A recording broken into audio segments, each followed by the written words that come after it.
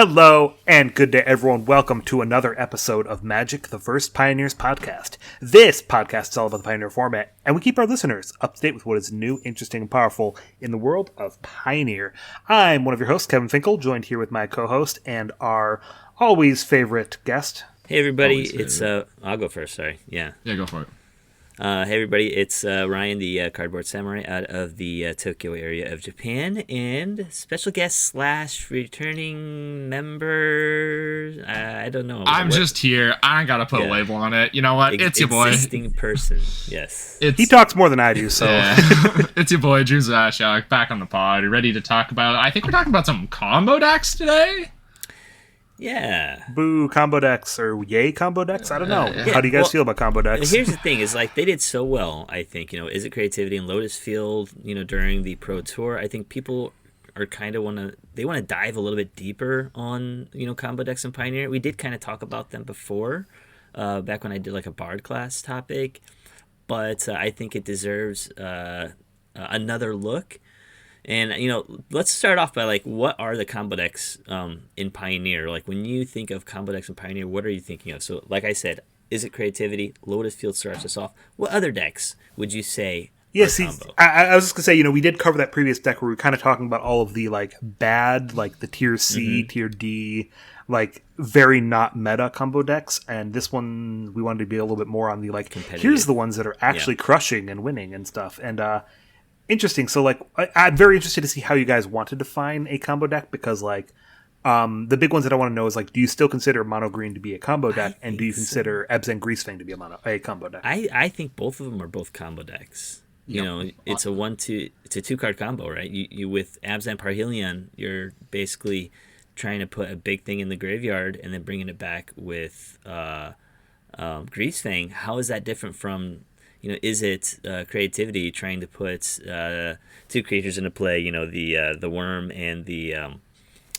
god. How can I say? The Xenagos. Xenagos and stuff like that. Xenogod, yeah. Right? I mean, yeah. Would you guys agree? Yeah. Parhelion is a combo? I would agree so. I think when we start talking about combo decks, I think that the meme combo decks, the ones that we don't want to, where we draw the line is It Phoenix is not a combo deck. That is where we draw the line. I don't think casting 3 spells in a turn to return a Phoenix is a combo deck. No, I think Greasefang, yeah, sure, that's a combo, because it's very narrow, it works. Nykthos Ramp or Mono Green, yeah, that's a combo deck. That sounds like a combo deck. It's I'm going to cast 43 spells in this turn. Is that okay? Sure. No, don't. Yeah. We're not going to be talking about Heroic, that combo deck. We're going to be sticking to the main big ones. I could have heard an argument for Is It Phoenix back when it was very big on the Thing in the Ice plus the multiple extra turn spells, because then it kind of was just I'm going to win the game out of nowhere and there's nothing you can really interact with. But yeah, I'd agree that's not a combo deck. I don't think anything else that would be of the meta decks would really count as combo. I wouldn't count any of the Niv to Light as combo. No, synergy. No. Okay. So Transmogrify is kind of like Creativity, or it's different from Creativity? I mean, I'm confused. Is that still a combo deck? That's a good question. I would say that that's not a combo deck. I would more so say that one's more so of a synergy deck, because how combo it works for me, and the difference between Is It Creativity and the Transmogrify deck is the Transmogrify deck doesn't win on the spot when it puts Transmogrify on the stack. You're just stealing something with Agent of Treachery. You're creating a little bit of value. However, with the Is It Creativity deck, you just kill. Okay. And I think that you have the excuse of playing a lot more bad cards to try to make that work exactly in the combo deck. That being Big Score. I don't think Big Score is the best card in the format. But things like that, token generators, Secrets of the Key, whatever. Cards that enable the kill. The kill is, I think, the most important part, or the near kill in Greasefang's case, because it's close enough. Close enough. It put enough things into play to be able to win. That's at least where I would define it. So you guys also you already talked about Storm Herald. You said that's kind of D tier. No, we're not talking about Storm. I'm just saying. That's not a deck. Is if we're going over what are the combo decks, that is a combo deck. It's not a combo deck. It's a combo It's a synergy deck. It's a pile of terrible cards, and I could win with much, much worse in Pioneer. Infinite Dungeons, we said, is also a combo deck. Bard Class is a combo. Again, they're not good, but I'm just saying they are combo decks. Grinning Ingus combo is another one, right? There was one more I was thinking about. And then I lost it. So sorry. Jeskai those are like- Ascendancy. Jeskai Ascendancy, yeah, that was still, a throwback. I have some respect for that. Not- Yeah, That's a It's not- throwback. Yeah, I mean, it's a lot of that these was have been my handed OG. out. And there is one I think that is kind of like on the horizon. I think people are talking about Tivar Citadel. Yeah, that's It's just the Jun kind of a Sack combo. deck. I wouldn't really say it's much of a combo deck. I think that one's a little bit more of like a mid-rangey grind strategy. Because like if we're calling Witch's Oven and Cauldron Familiar a combo, That's not we combo, have to redefine but everything. Anything that plays Bolas Citadel is a combo deck because once you get that into play, you're just like, I'm going to play everything, play everything, play everything, play everything, No. and then you can use your stuff. Not if you're playing it fair. Like, Yeah, that one's just value. If we were talking about like the Explorer package from like early days of this format, no. Like that no, sorry. Yes, that is a combo. I think if the Explorer combo exists, sure, that is a combo. However, Okay. Wild Growth Walker is not in the deck right now. So I don't think that the Tyvar Sack deck is a combo deck. I think that is more so a mid-rangey value-based deck. So, are we missing anything else? Does that pretty much give everybody? Vanifar, I don't think you Vanifar, mentioned. that was the one Tell me about that that. was the I haven't one. seen anybody playing that recently. Nope, I was really high on it because Tyvar got printed, and then I realized, yep, deck's still bad, and then I moved on with life. It's still missing so much that you sadly just don't have. All right, so we have a good list of combo decks here in the Pioneer format. I want to know, why would somebody play one of these decks over another one? Why play Is It Creativity instead of Lotus Field? Or why play Absent Parhelion instead of I don't know, Monogreen Devotion or something like that? Go for it. Go for it. No, because this is broad. Okay, That's my very, answer. very broad My question. answer is going to be a little bit long-winded. So I think what Just you go down want, the good lists. what I think that you want when you're going to go going to go pick any deck in general, is just kind of seeing what vibes. I think vibes is basically what deck combo deck you want to play. Because like some of them do different things, some of them lose to different things, some of them win again. Like if I go into my local meta on, let's just say I go to a brand new store and I see that there's 5 people with Rest in Peace in their sideboard. You know what? Maybe I don't want to play Greasefang combo. Maybe that's not the deck for me. Maybe I want to play Lotus. Maybe I didn't see too many people playing like Monogreen or Dance. I think it really depends on the meta if you're trying to be really competitive about it. But if you just love combo and you just want to play some combo deck, go off vibes. Whatever fits your boat. Maybe you like playing counter spells, play Team or Creativity. Maybe you like playing big dumb 4/4s for 3, play green. Yeah, I mean, exactly. And I think that's kind of neat about Pioneer is that you don't have to be stuck playing a blue combo deck in like in other formats. I mean, I guess there's not a lot of, I guess there's more than just blue combo decks in other forms, but I always kind of felt like blue was part of the combo thing. And now that we have stuff, for example, like my D tier Bard class, you know, I'm really happy that I can play something that's not blue, like you said, Mono Green Devotion or Absent Parhelion. You can choose whatever you want to play, and you can still play that combo deck. I think blue is in a lot of combo decks in formats that have Forces of Will because you want to protect your combo for free, and that's a big reason to be in blue. I think that outside of that, it's not as much that you have to be in a blue deck. Yeah. No, we see that a lot with, especially in Modern. We don't see a lot of like we see a lot of blue-based combo decks that are like very, very, very minorly blue, just being like Neoform. Like you just have to play blue because Neoform isn't blue, but you're mainly green. So vibes, okay, I can get behind that. I can understand that. But other than vibes, what would be a reason to play a combo deck? For example, like I said, I'd play Bard class because I like playing creatures. You know, I like playing a lot of creatures and fast creatures, aggro creatures. So, hey, this is right up my alley. Yeah, and that's your vibe, right? Like, I think the other thing is, like, metagaming, right? Like, what you think can come into it. Because, like, with combo, the biggest thing that you have to figure out before going into a blind meta is, what do you want to lose to? Do you want to lose to Graveyard Hate? Because there's plenty of ways. For every combo deck that you choose to play, there is a card in the format that will murder you, and you will be so sad when it goes on the stack. There is always going to be a card. I actually want to talk about that too, if you guys want to do that as we go over these decks. So, like, what's the weakness to these decks? Like, for me, Bard class, it was always a temporary lockdown because it hits like everything in my deck. Or just any way to remove Bard Class. There you go. That was also that probably also just kills that deck. I hate to break it to you, but I could probably name a ham sandwich and that beats Bard Class. Yeah, But if we want to just go over the list of just looking at like the local, or sorry, not local, the Pioneer metagame, I'll even like throw it to Kevin so Kevin has a chance to talk. Kevin, what cards do you think beat mono green consistently for the combo part? Oh God, there's a lot, and I feel like it more so depends on matchup, because I don't think that you can just like play a silver bullet and shut down mono green. I think that's a really important thing to remember. Like if you're just like, oh, I'm just going to put damping sphere in my deck and now I beat mono green, that doesn't work, and I don't think that's ever worked for quite a while. I think the deck has a lot of versatility in that it can grab answers to a lot of hate cards using Karn. It can just go bigger or like go wider than some of the just like, oh, I'll just shut down your planeswalker. So I think that you need interaction with the combo part of the deck, but you do need some amount of you need some aggression. You need some way to clock the game, some way to take care of the things in their hand. So I think that there are a lot of cards that help. Anything that's slowing down their lands. You want to be interacting with their early elves. You want some maybe amount of counter spells and things. Like I don't hate a Disdainful Stroke against mono green, but it's not like that's going to throw them off of their one card that they need to win. So I think that all of those, you need to be doing something proactive while you're going against the deck. Yeah, no, I super agree. I think mono green, you don't really have a one card destroys this deck type. I think what you have is a lot of band-aids that can just like solve the problem for a little bit, and hopefully in that window you're able to kill them. But there's no long-term answer, because at any point they just draw Karn, and now they have access to their sideboard, and now they have access to 15 different answers, probably. Like, not realistically, but like a lot of answers for whatever you have. Like, I assume that any permanent that you can get put in play or that affects mono green will be destroyed by a Cityscape Leveler. That is probably the case. Yep. But cards just to name a few that are really good against Nykthos ramp that I've at least found.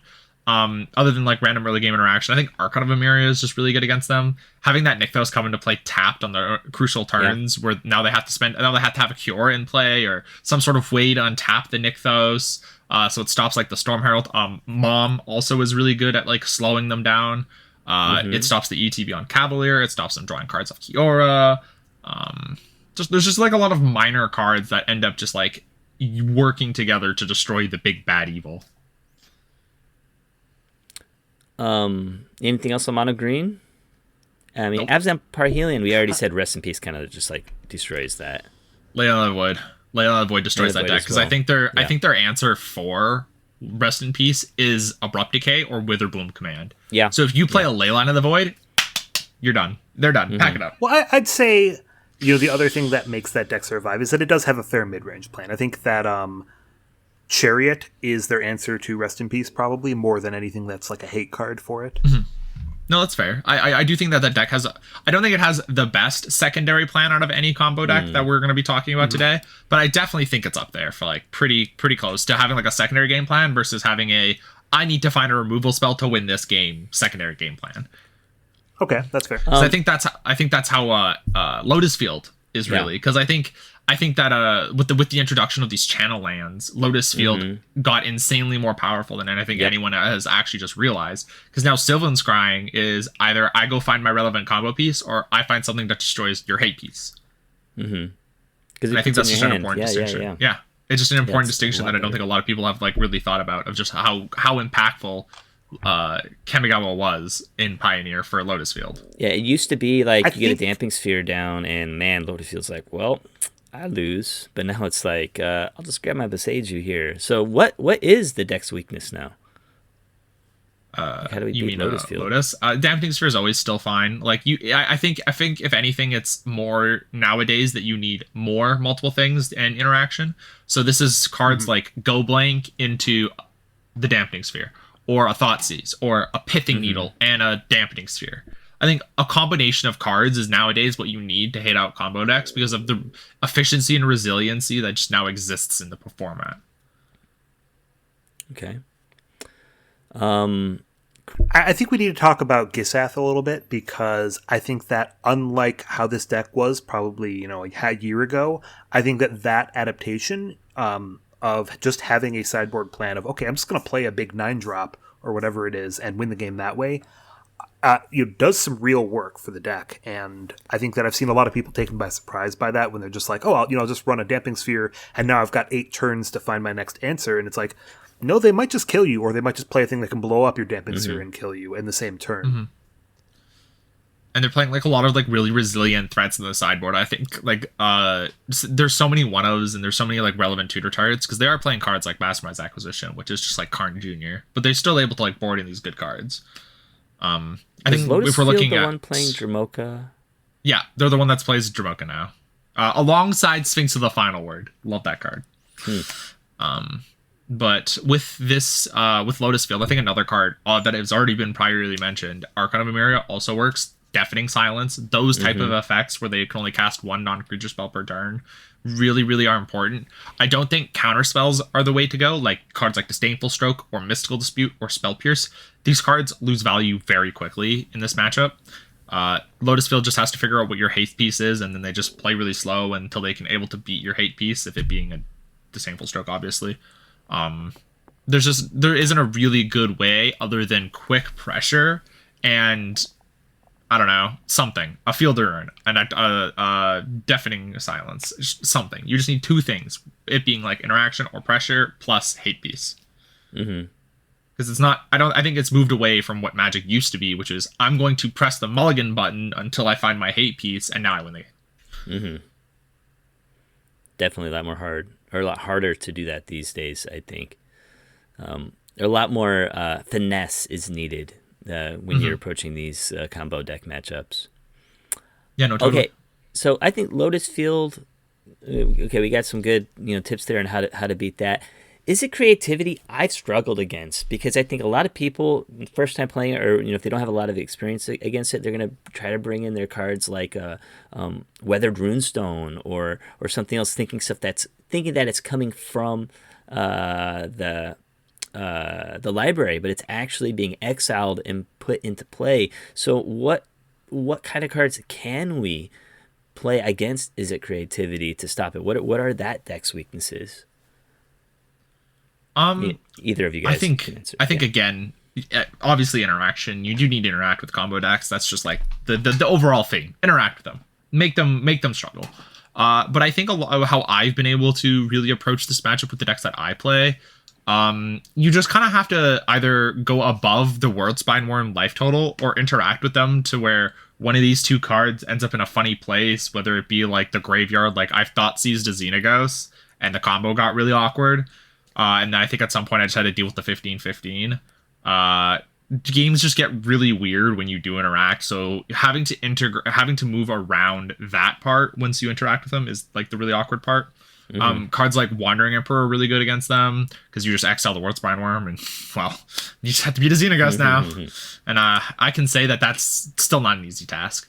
Kevin, do you have any? Sorry, interacting. No, that's okay. Go ahead. Removal can also sometimes work, if you can interact with the pieces that they're trying to bounce. So, like, I think especially game 1, that's a big thing, is just, like, holding up your interaction, and it can be just, like, I have a removal spell for your creature. A lot harder with the artifacts, which is what they prefer to use, but sometimes you can, pull things off like that. So just, like, keep your mind open on what they're trying to do and what actually matters in the game, because it's like, okay, sure, you can counter their big score, or you can just, like, hold up. The more important thing is stop the combo. Yeah. But again, something that we also aren't overly thinking about is like how many times do they sideboard out their combo? Because they often do. If it's a matchup where they don't need, or if Hullbreaker Horrors are just better, like a controlling matchup interaction based matchup, they'll just go into the Hullbreaker Horror Shark Typhoon plan. And how do you beat the deck now? You have to think about what's better against you, Hullbreaker Horrors or this combo, and then you find the sideboard piece that works best for you. Because if the sideboard piece is a bunch of Mystical Disputes, because now they're playing a bunch of counter spells, then that works great. But if you're playing the Mystical Disputes and they don't sideboard out the combo because you assume that they will, you kind of look really silly. So here's a good question, kind of on this same vein, is thinking about it as like 2 questions. Is one is, what is the best, like, what is the deck that has the most resilient backup plan as far as the combo decks we're talking about?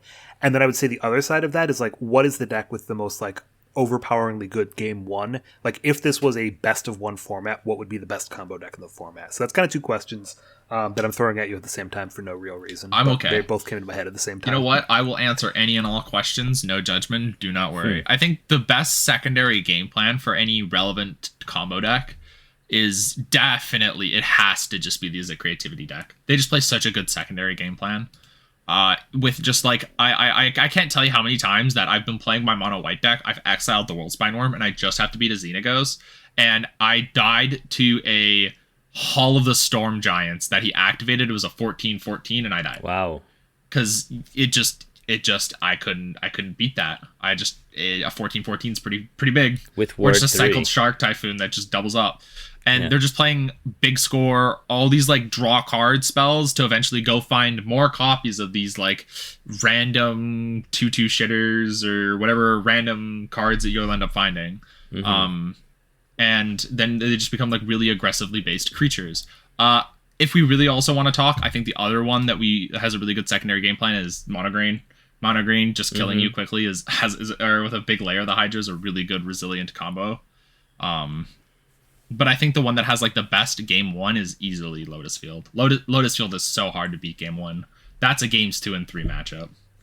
Yeah, I think I'd agree on both those things. You know, maybe I could see saying Greasefang has a good backup plan as well. Like, I feel like they have reasonable games where they can, you know, I've seen Parhelion Hardcast. I've seen some things like that.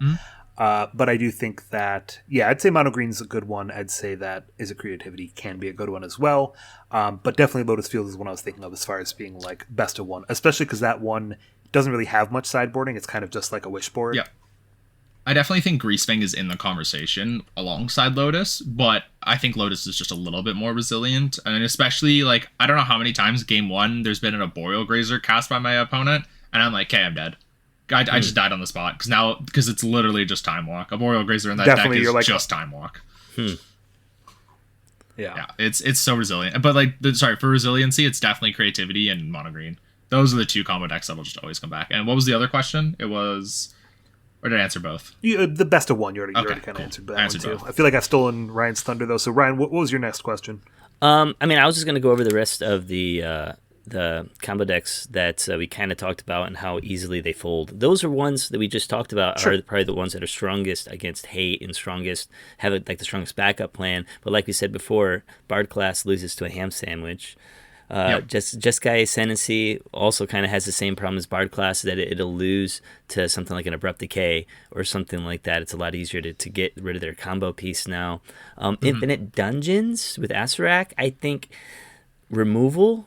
If it's that one's a paper only special because it's bugged on Moto, so we don't. That's the one combo deck that I cannot really talk to. Okay. Because that deck just exists in paper because Kinnan is bugged. Kinnan won't work with Gwenin. I think the card's name is, and you can't infinitely combo with it on Moto. However, in paper, I think this deck is a lot stronger, and it's definitely going to catch a lot of people off guard. So if you really just want to show up and just like absolutely have everyone watch your matches because they don't know what's happening, just play that deck.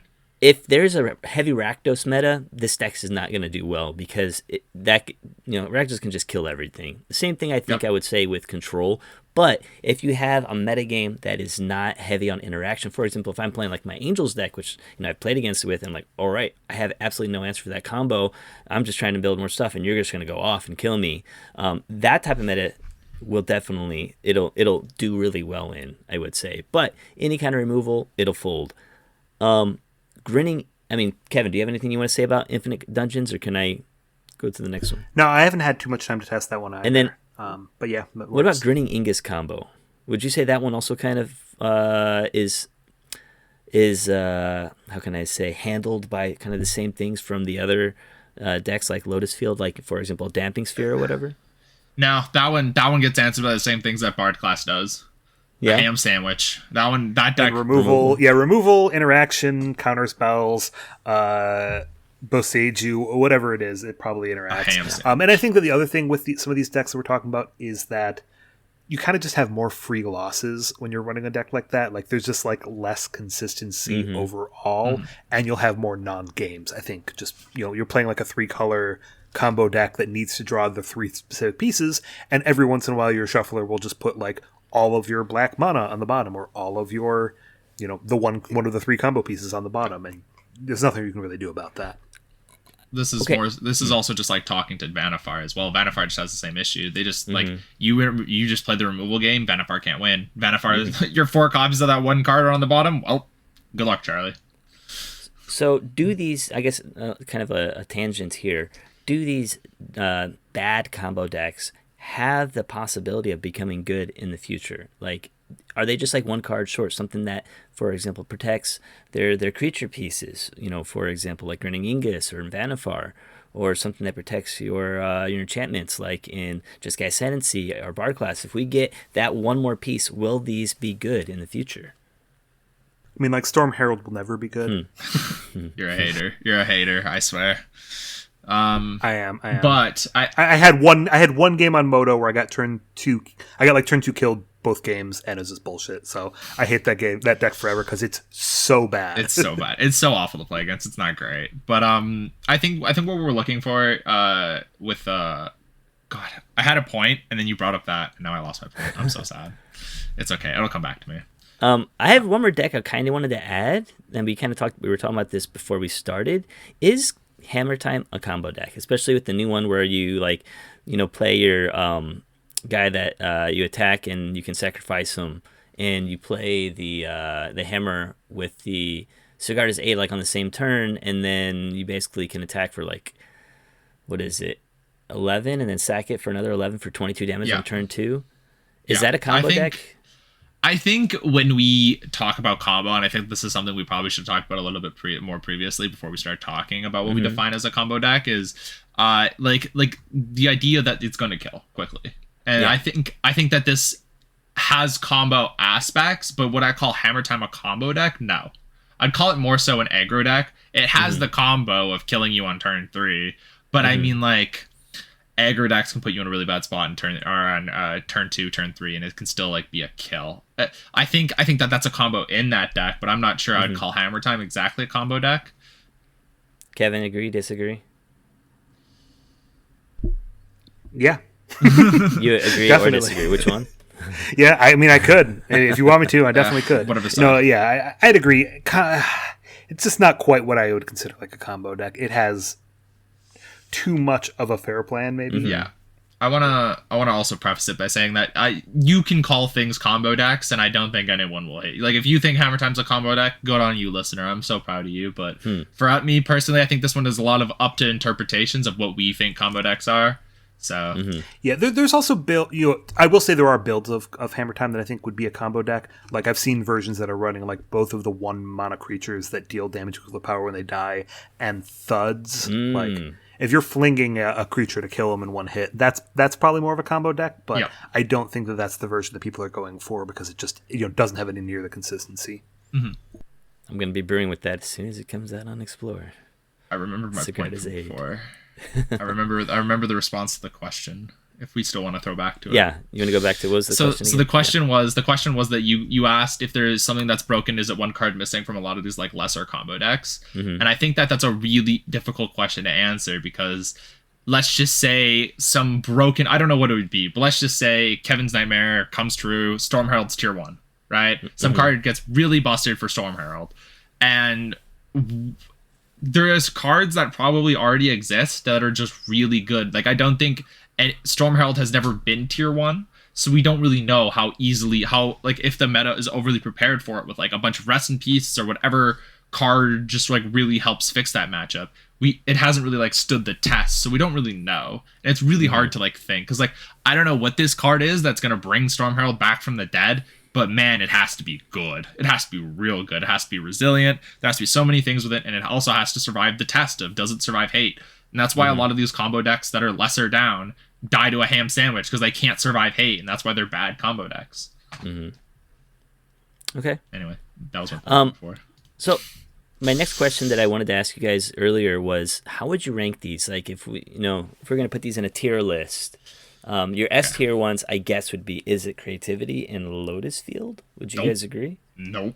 No? How would you guys rank Mono these? Green, Grease Fang. So S tier, the best of the best of combo decks only. Again, not the Pioneer meta, but just in all the combo decks. What are your S tier choices? S tier is Mono Green and Lotus Field. Okay. Yeah, that seems good. Okay. And I think A tier is creativity and Greasefang. Okay. Yeah, I could see that. I think maybe Greasefang, Abzan Greasefang specifically, would maybe more so fall into like a B tier for me personally, because I think that deck is definitely on a lot more of like a downswing.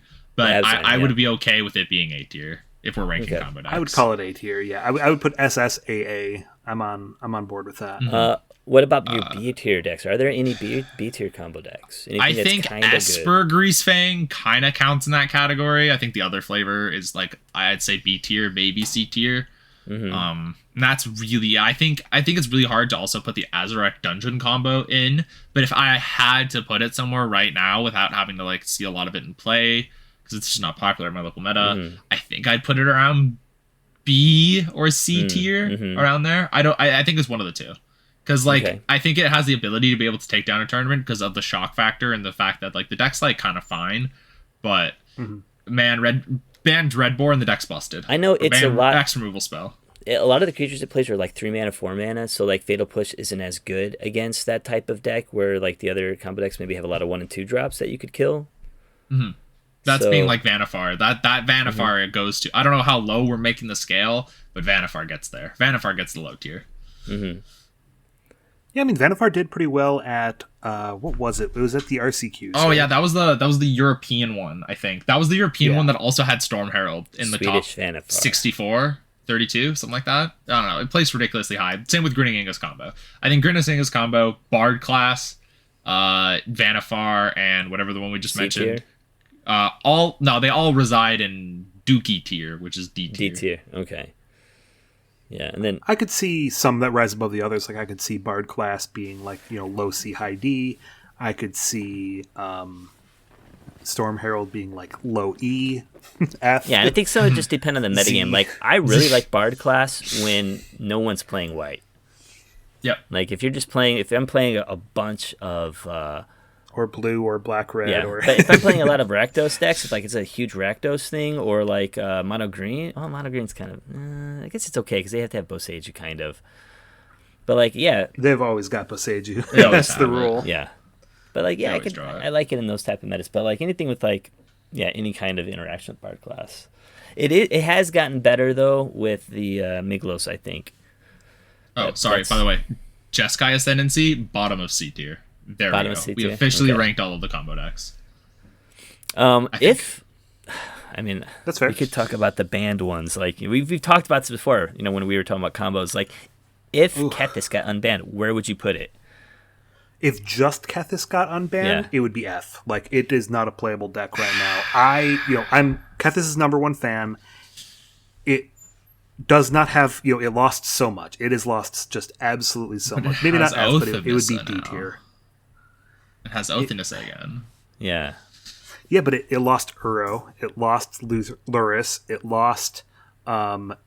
Yeah, that's fair, I guess. Sure. I've been so far removed from the Pioneer or Kethis or whatever. So I haven't even thought about it, if I'm being honest. Oh, I am the Kethis guy, and like it would not be. I've tested it honestly. Like every once in a while, I'll just be like, hey, what would the deck be like right now if it had just Kethis unbanned?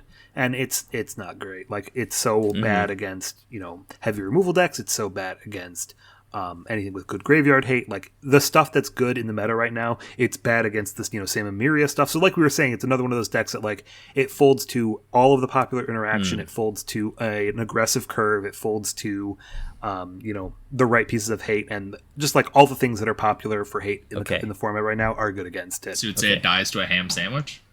Exactly, yeah. All right. I got another one for you. If we unban Ballista and Mono White Devotion comes back, where would you put that? What tier would that be in? Oh God, that's like it can't be that great. It's not going to be like insane. I think I'd have to put it at like mid or high B tier. It's definitely in B though, or maybe A. Maybe it's an A. That's another one I've tested, but it's been a little while. Like, there's been some good mono white cards that have come out since. I feel like I would put it, probably like an A, because I think that it would have the potential. Yeah. Like, maybe not an S tier, but I think that it would be, maybe it could be an S tier. Like, it could be really good. I have a really hard time seeing it being an S tier, but I'm trying to think of some things that would be really broken. I mean, I know that Karn stops it. Yeah, I mean, like mono green. Oh, that's mono fair. green gets like super good now. If Black Ballista also gets reprinted. Yeah, mono green would be S plus. Yeah, with now you don't have to play around. all these bad sideboard cards. Yeah. I mean, like, I don't know. All I know is like if we're talking in this world of ban lists, there's already just a bunch of S tiers that could exist. Saheeli Cat combo that gets unbanned. That's S tier. S tier. Yeah. If we unban Inverter Ballista, combo. or sorry, a Ballista Spy, Yeah. S tier. Yeah. What else is there? There's the one that you mentioned. The inverter combo, right? Yeah, That's S inverter. tier. I think inverter would be high A, low S. If we, I don't know what theoretical world we're living in. If the Ooh. ban list just got set on fire, but Wasn't Lotus Breach would be S tier. what about what was the other one? The Reclamation. I don't think extra Reclamation turns. was ever a really combo deck, so it wouldn't fit here. Well, I don't really. You think could so. do a combo version of it though. If you can play World Tree with it, and that's a combo deck, and that would be a good deck. No, that would. I don't know be if a that good would deck. be great, but I would put that. It could be. I would put that in the same place. I would put Storm Herald, which is D tier. No, I would put it like C. I would put that probably like as a C or B tier. And I love this conversation. The Wilderness Reclamation part would break other things because you'd have like Opus and stuff. I'm still thinking on mono white. I'm just like, hey, like Sarah Paragon can buy back either half the combo. That's fair. Book of Exalted Deeds wasn't a card when that got banned. I don't think so. You could run Book. You don't like Book? No, I don't think Book belongs in that deck. I think you need more cards to try to find it. Though. Devotion. You can find it with the bird. I also think we're playing Karn in this deck, and I think I was gonna say you could just play Karn and have it in the sideboard. I don't know. I'm more so a person as I gotta see a list and then maybe I'll think about it. But I don't think mono white is gonna get that great. I don't think. I mean, like if we really want to talk combos, Winota's a combo.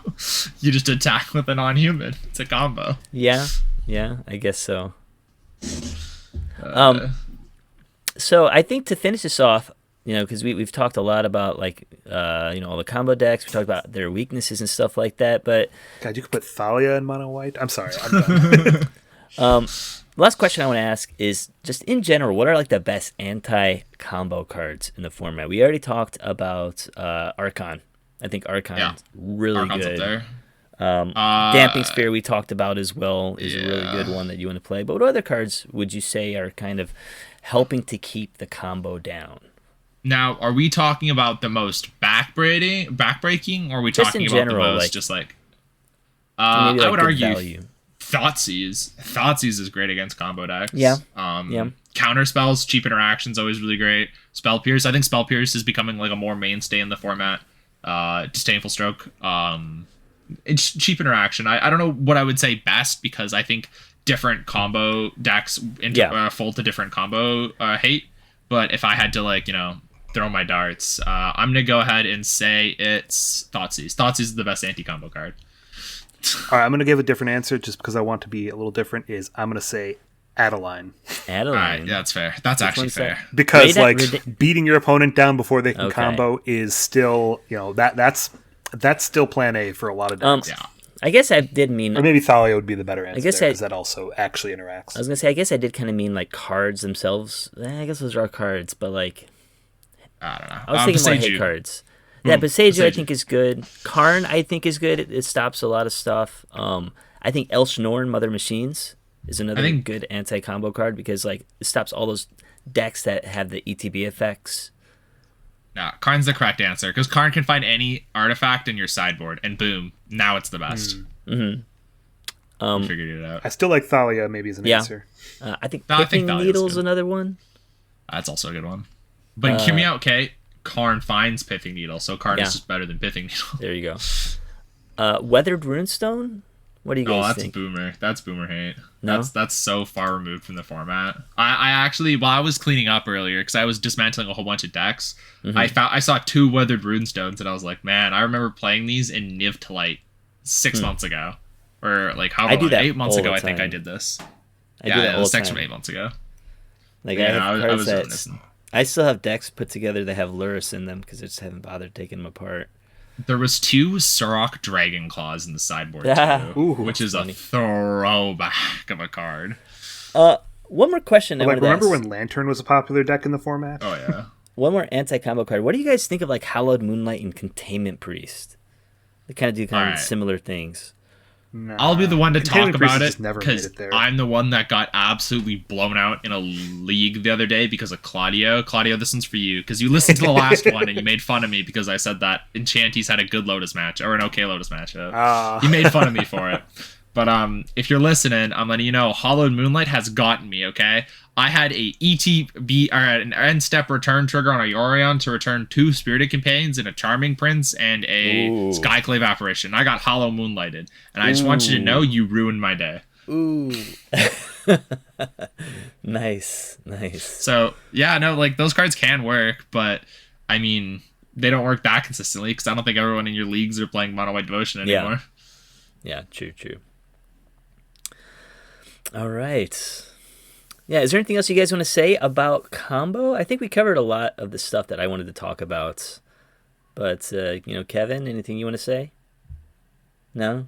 I think we've covered most of the decks that I wanted to talk about. Yeah, I think we covered a lot of things. I think the only thing that we didn't mention ever was the last flavor of Greasefang, which is Mardu. But thankful we didn't do it because that deck is far removed. That deck is not great. But it's probably worth mentioning it in the terms of like, hey, maybe this is one of those decks that could get some pieces to put it together. Yeah, right now it's but it doesn't have them yet. It is. I think it would need a fair plan. Maybe is probably what it's lacking. Yeah, that one doesn't have a good fair plan. I think the blue Greasefang deck is definitely a lot better at assembling the combo quicker because of cards like Faithful Mending. Sorry, consistently, which is like cards like Faithful Mending. Quicker is like Abzan, which is why it's the best because you just print a guide, you mill the good cards, and you're all in on it. Yeah. Oh, you know what deck I was starting to see and then it just disappeared and it looked like it was going to be a combo deck was the new Thassa's Oracle decks that would just like self mill with Herald. There's the Herald. Yeah. Yeah, you're talking about Herald, eh? Yeah. Okay. So the combo is, for those who don't know. Herald Unites the Elves, returns an elf on the first chapter. Oh yeah, that's one of them. I was talking more like I'd seen it with Demonic Bargain. Maybe I'm the only one who saw this deck. Oh, I think that was in my meta. The Thassa's Oracle, Self Mill, Demonic Bargain. Yeah, okay, those were people from Calgary, 3 hours south of me that came up with that deck. And that deck has fallen off the face of the earth because, nobody really wants to play it anymore. But no, the combo deck that I was talking about was Herald Unites the Elves combo. Oh yeah. Where you mill your entire deck with there's a 5-mana clone elf Moriette that's legendary. With the Frost. I played this a while ago and it was terrible then. I know it's gotten some new tech, but it was terrible then. Well, it's gotten new tech being the fact that so it says that you have to return an elf or a Tyvar Planeswalker. Since we got a new Tyvar, it can return Tyvar and then return Thassa's Oracle. But the way you mill your entire deck is you keep copying Herald Unites the Elves with the clone. And you just need 2 clones in your graveyard, and since it's legendary, it'll sacrifice the other, and then you just go infinite like that. I think the only other combo deck that we haven't mentioned that is Garuda as well. And Garuda's dog. Garuda's so bad. Oh, I mean, if we're talking jank, I'm sure I can be like, I'm just going to look through and be like, oh yeah, I have that combo deck waiting. Oh yeah, I mean, I built a combo deck with each one of the defilers and I put an article out on that. That was terrible. Yeah. Do you guys? What else we got? Do you guys think? I mean, since we're on the combo topic today, I played Meeting of the Five. Is this a combo meta? Do people have to worry about this becoming a combo meta, or do you think it's just adding something? That's a good question. I think it's been a combo meta for a while. I don't feel like it plays like a combo meta though. I don't feel that right now decks feel like 2 ships passing in the night, which is what like combo decks really feel like. I think that this feels like an interactive meta. Maybe it's not my favorite meta of all time, but I feel like it's still a very interactive meta. Like the combo decks are interacting. They all have fair plans. Nobody's just like, okay, I'm like, other than maybe Lotus Field, and even Lotus Field's changed a little bit, but nobody's just like, okay, hey, here we are, we're racing. The first one to get to their combo wins. I don't feel like that's this meta. No, I definitely don't feel like it's anywhere near like Eldrazi Winter or combo or anything like that, where it's just like awful gameplay where decks are just like not interacting with each other, whoever combos, because I think that's old Magic. I think that's something that we'll never see again because of the fact that secondary game plans are so strong and just combos are a little bit more free to run, if that makes sense. Like mono green existed for forever I think it was Canister figured out the combo of just like untapping your thing and putting some bad artifacts in your sideboard. And I mean, like, it just has a really good first plan, and I can't remember how many times I died to mono green combo, and it's only because I never interacted with them. So if you're playing this fair interaction game, the combo never comes up. But I think a lot of these decks just run incidental combos, which just kind of work out. Like, they don't need it. I think fair plans have just gotten too good. All right. Well, Okay. Well, you want to wrap us up then, Kevin? I think we're good to go. Yeah, I'm good to go. Yeah, I mean, I'm sure I've got other just like random unplayable combo decks that I've played because I test a little bit of everything. But if you guys have any random unplayable combo decks to talk about, just go ahead and tweet out at us. You know, you can find us at MTG Pioneer. You can also find a link to our Discord and then post in. We've got all kinds of channels to talk about decks, to talk about brews, to talk about what's going on in the meta, and to just keep in touch with us. All right, and you guys can find me on Twitter as well. I am on Yo Japan Hobbyist, and you can find me in Discord. I'm always there, always talking. I'm always awake. All right, and Ashiok. And then it's me. It's your boy, Dreams of Ashiok on Twitter. Ashiok.me, we were on Twitch. I promise at some point I'll go live. I know I keep saying that, but I promise I will at some point. And I think I'm gonna say that if you wanna talk to me or make fun of me or talk about competitiveness, just tag me, just at Ashiok in the Discord, and I will do my best to respond in a timely manner. No promises though. Especially if you're Claudio. Yeah, and shout out to Claudio. Shout out to Claudio for listening. Sure, yeah. And shout out to all our listeners, because we love all of you guys for listening to our show. That's what makes this fun and possible. So thank you one more time, and thank you for joining us again, Ashiok. We always appreciate your insights. Thank you, Ryan, just for being cool. We are the First Pioneers Podcast. We look forward to being your go-to source for Pioneer information online, and we are comboing off.